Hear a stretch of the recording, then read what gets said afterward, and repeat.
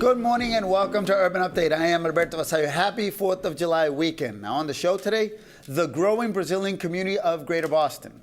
Also on the program, the City of Boston and a few initiatives directed at supporting small businesses. But up first, Native American imagery, nicknames, and icons have been used to represent schools and sports institutions as mascots since the early 20th century, with a history that is both complex and controversial.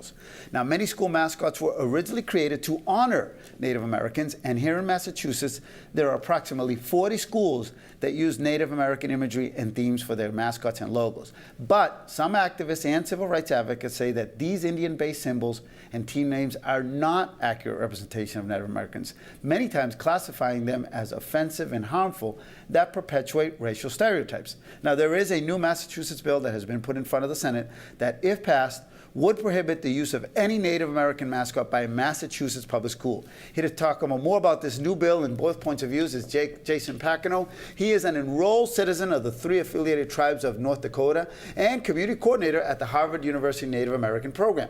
And also joining us today is Quincy City Council of Ward 6, Bill Harris, who actually recently submitted a resolution to protect their local high school mascot. So thank you for joining us today. Thank you. I know it's 4th of July weekend and you should be out in the sun. You with some suntan lotion. I will be in the parade on Tuesday, so yeah. All right, beautiful, beautiful. So, but let's get started with. I'm going to start with you, Jason, because you believe that not just one, but all of these logos are offensive, right? They offend you?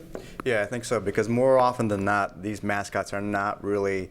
They're not really originated, or they're not really created by Native American people. They're not created by tribes. They're not created by individuals. It's usually a town or a city or a school that comes up with this mascot and then just says that we're going to use Indians as a mascot. Okay. Now, when you hear that, Bill, kind of what's your response, and why did you protect? Why are we so adamantly protecting the logo of was it North Quincy High School? North Quincy High School, yes. And I represent the people of North Quincy High School, and what happened is this. Now, this is the logo, right? The Yaku. Yaku, Yeah, yes. okay. That's the gym floor. Okay. It takes. This is really a two-tier situation as far as the direction I'm coming with.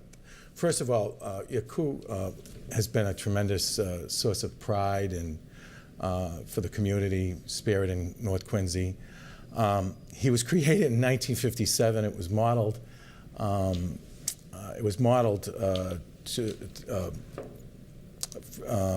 Profiling a student at the time by the name of Alan Yakubian. And he since has spent much of his life supporting the school in ways large and small. He's a local treasure. So the family of that the logo is based on is in favor of it and has no problem with it. Oh, he supported it. There's actually a movement with actual shirts that have folks that are saying "Save Yaku." Now, when you hear that, Jason, and we had this kind of off here, there are Native Americans who don't have an issue with all of the logos, but yours goes a little bit more because you do think there has some effect on Native American students in particular, right? Yes, I think, in being in education, I was actually a public school teacher. I now work at a university, and I specifically work with Native American students. I can definitely see the impact that mascots have on Native American youth. It affects their mental health. It affects even personal safety. I think because when you put these type of images out there, you are really making people less than. And when you make people less than, you set them up for harmful situations. I think for Native American women are murdered or kidnapped or have all these horrible statistics about how they are pretty much kind of in danger. And sometimes I think that's because of mascots, because you just have this environment that just creates a hostility towards Native people. Okay, so let's take a look at some mascots or logos that are used by some sports teams, because it's been in the news. Obviously, we know about the Redskins, I know we have that, but we have some like these. And you're looking at this, Jason, and you're not liking much of this imagery, right? No. No. Let's take a look at another one. Well, that's Bill Ricker Memorial High School. How about that one? No? Nope. Not at all? Not, okay. And then I know we've got some of the controversial, the one that's North Quincy. Now, Bill is saying that that's actually based on, I know that's a Redskins one, on a man, an actual young man. And I'm going to give you a chance, Bill, because that logo you say is built, has been created after the physical kind of characteristics of the person you're honoring, right? Exactly. I even brought up. I saw that, yeah. I don't know if we'll be able to get it on, but yeah, Sure. I'll let you look at it. But there is a resemblance to the person, right? Absolutely. And again, with me, the two tiers of this is to me, purely, this is, I feel, should be a locally controlled thing. This shouldn't be something that someone from Worcester, Lowell could possibly know what our tradition, because it really is, as far as from the many graduates, all the way down from 1957 all the way to present, feel that why should somebody from Worcester, Tewksbury, that I just found out, So it should dictate. So you think it's a local politics, but can you see Jason's point of view, and can you see when you actually see somebody who says this offends me, this hurts me? Can you see where they're coming from? But if they heard the story of the person that this logo signifies, he's such a was such a tremendous part of our Quincy community. He's done so much for the people. I'm going to turn that around to you, Jason, because you also said that a lot of these logos are based and have been created by people who have no really input with the people that they're featuring. It sounds like in this case, the family who it's based on is fully on board with this and doesn't have an issue. So can you see how they want to keep that, since the family who's based on doesn't have a problem? I think a lot with of questions that I have is also just what tribe is he from then?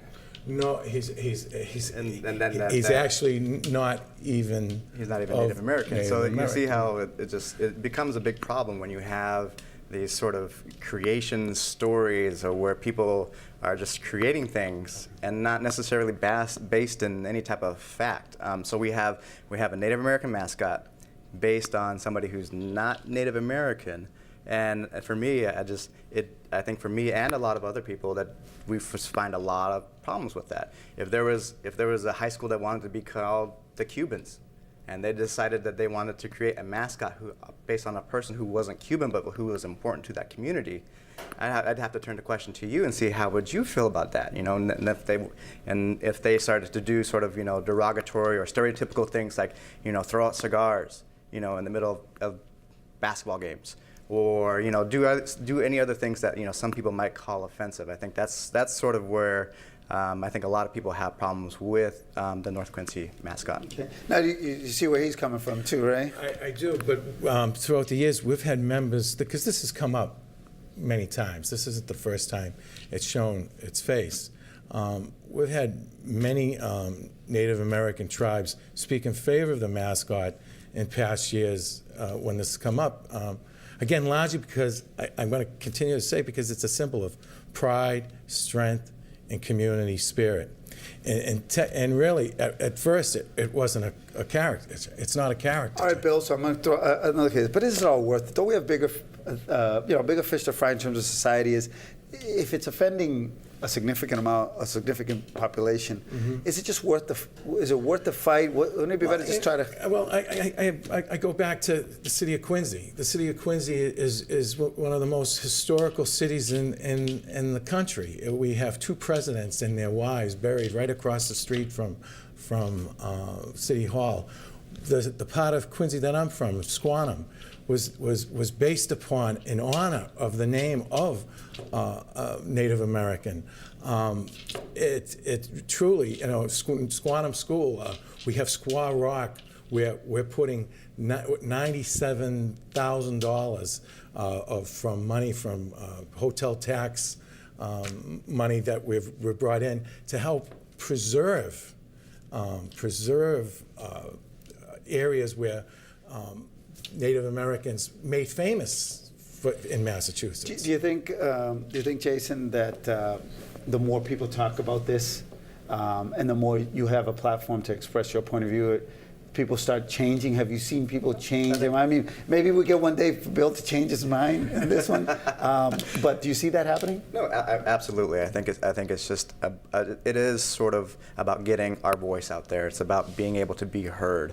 I think one of the things that has shifted is social media has been a good way for Native Americans to share how they feel about certain things, about whether it's mascots or whether it's about the reservation system, or about whether or not it's about, or even successes, about the good things that are happening.